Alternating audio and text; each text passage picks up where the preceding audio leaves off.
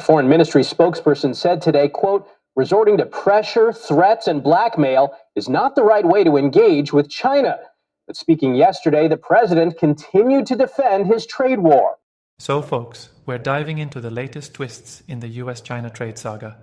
Tariffs, tit-for-tat rhetoric, and some heavy national posturing on both sides. And what a maze it is, right?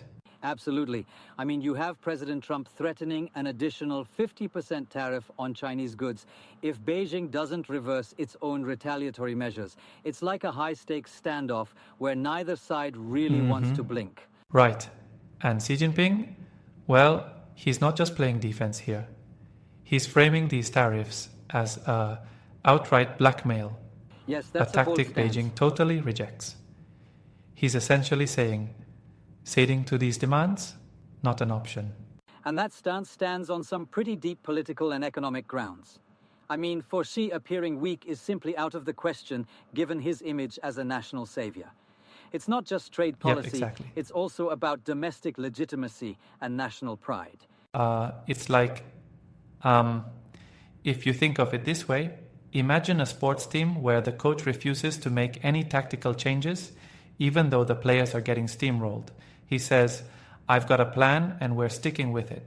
Except here, the coach is under enormous pressure from his fans at home, and the opposing team might actually be setting traps. Yeah, I get what you mean. And that's where it gets interesting. China's approach, emphasizing resolve, resilience, and retaliation, shows they're ready to bear a lot of the pain if it means sending a strong message in return. But, person one, isn't there a risk that such a hard stance risks further escalating things? That's a fair question. I mean, there's definitely a balancing act at play. Xi has to maintain his image and hold his ground, yet if he goes too far and strikes back too hard, it could trigger a full-blown trade war. And this isn't just about tariffs, it's about long-term strategic positioning. Exactly, and US and China unwilling to succumb, the stakes are global. Economies around the world are sort of sitting in the passenger seat on this roller coaster, right? Absolutely.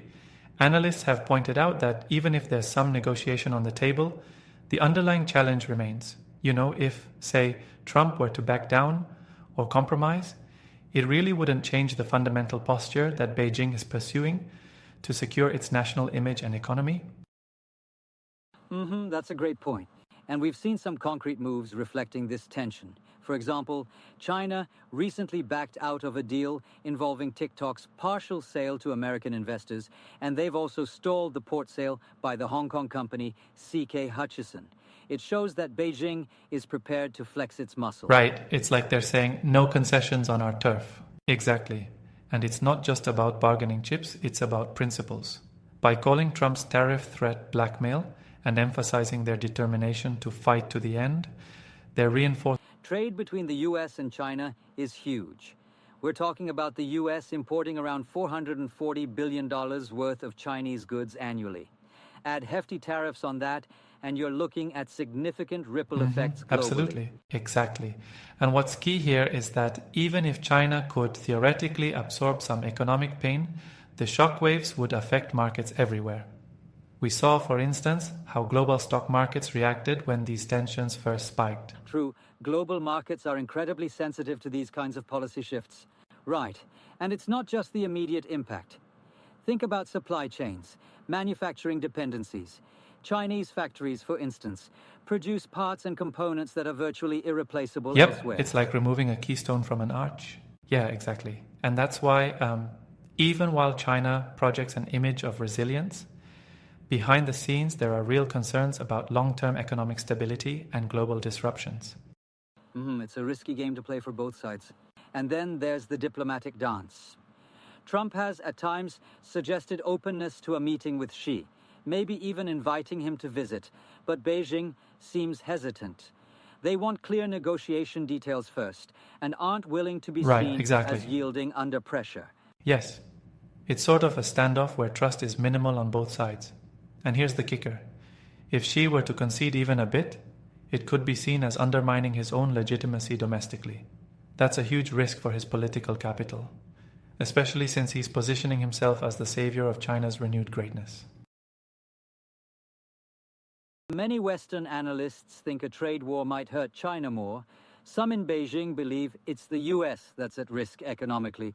The tariffs might, Right, it's a mutual in the long vulnerability. run, corrode American industry too. Exactly. One insightful analyst even mentioned that if it's a question of who can endure more pain, China will not lose. But let's be honest, these kinds of statements are more about posturing than actual economic calculus. Yeah, I understand that perspective, but there's no doubt that this tit-for-tat approach has real-life consequences. And then there's the broader international impact. What do you make of the EU and other trading partners trying to position themselves? They're also feeling the heat from these escalating tariff wars. And there's talk of countermeasures, even proposals for a zero-for-zero deal. Exactly. Right, it's like a domino effect. The US's move against China doesn't just stop at them. Countries like Vietnam, Thailand, Japan, and even Taiwan are all recalibrating their trade strategies as a result. And that's added pressure on both Absolutely. giants. It's a ripple that reaches every corner of the global economy. And let's not underestimate the role of domestic pressure. Many U.S. critics of the tariff strategy argue that such aggressive trade policies could end up hurting American consumers and True, businesses. it's not just an international chess game. Domestic politics play a major role here. Precisely, it's almost like both sides are in a tough negotiation where backing down might look weak, yet pushing too hard could trigger economic fallout that none of them really want. That's exactly right. You know, something that particularly caught my attention was the clever use of propaganda, like China's foreign ministry posting a video juxtaposing U.S. chaos with a vision of order using clips of peacekeeping and even John Lennon's Imagine. It's quite the messaging strategy. Yeah, that's a fascinating twist. Yes, it's almost theatrical in its way. By contrasting images of US policies with Chinese rescue efforts and technological breakthroughs, Beijing is trying to paint itself as the stable, more visionary partner in international trade and politics.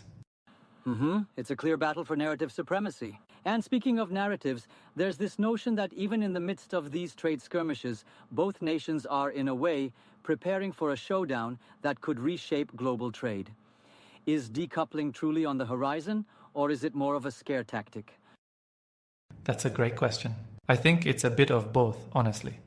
Decoupling, or at least a partial separation of supply chains, might become more pronounced. But it's also a powerful tool in negotiating leverage, you know? On one hand, you want to secure domestic industries, but on the other, complete decoupling can be immensely disruptive to global trade webs. Yeah, it's a very crunchy paradox. Now, I do see where you're coming from, but isn't it possible that this brinkmanship might actually force a more serious negotiation? I mean, the threat of mutual economic hardship could bring both sides back to the table. I must say that's a valid counterpoint. True, there's a chance for a diplomatic reset if the costs become too overwhelming. But it really hinges on whether either side is willing to show real flexibility. And as of now, both seem pretty entrenched in their positions. Definitely, and that rigidity is what makes this whole episode so nerve-wracking for global markets. And we should also consider that major U.S. companies, which largely depend on Chinese manufacturing, might be caught in between. Their supply chains are complex and deeply integrated, so these tariff battles aren't just political maneuvers. They affect real production and consumers. Exactly, and that's why the ripple effect is so wide-reaching. It's like pulling one thread in a massive tapestry. You never know which part will unravel next. Also, interestingly, with state-backed banks stepping in to support Chinese markets, it appears Beijing isn't leaving its economic fate entirely to the forces of free trade. Yeah, that intervention approach definitely adds another layer to the whole narrative. And don't forget, while Trump's tariffs have been aggressive, they're also seen as a tool to reconfigure global trade. Other regions, like the European Union, have even proposed their own counter-tariffs in response. Imagine that kind of domino effect. Right, it's a multi-front war of economic policies. Exactly, so when we look at the broader picture, this isn't just a binary conflict between the US and China. It's a reordering of global economic alliances and power structures. And every move, every tariff, becomes a strategic play in that larger game. Every decision ripples out across the board. And here's the kicker. While both nations are flexing hard, many global market analysts are quietly worried about the long-term damage, not just to the countries involved, but to a world economy that's so tightly interconnected. Exactly, it's a classic case of short-term posturing versus long-term consequences. Yeah. So while Xi's rhetoric of fighting to the end fires up the domestic base and signals strength internationally, it invariably comes with the risk of further economic pain, a pain that's hard for anyone to endure in today's globalized world. Totally, that's the paradox of national pride in the face of global interdependence. And ultimately, if we're looking at the big picture, both sides have intertwined economic interests that might, against all the posturing, eventually force cooperation. But until then, the trade war, or as some analysts call it, a game of economic chicken, is likely to continue with tension simmering. Precisely. It's a waiting game with high stakes. So, in wrapping up, the current scenario is a complex mix of tough rhetoric, strategic brinkmanship, and the hard reality of mutual economic dependency. And while no one really wants to see a full-blown trade war, both sides seem ready to pay the price if it comes to that. Exactly, a real tightrope walk between strength and pragmatism. Well said. It's fascinating and a bit nerve-wracking to see how these high-level decisions ripple out into the everyday economy for millions of people. Let's keep an eye on how this unfolds. It might just keep us on the edge of our seats for a while longer. Absolutely. Here's hoping cooler heads prevail, even if the drums of conflict keep beating.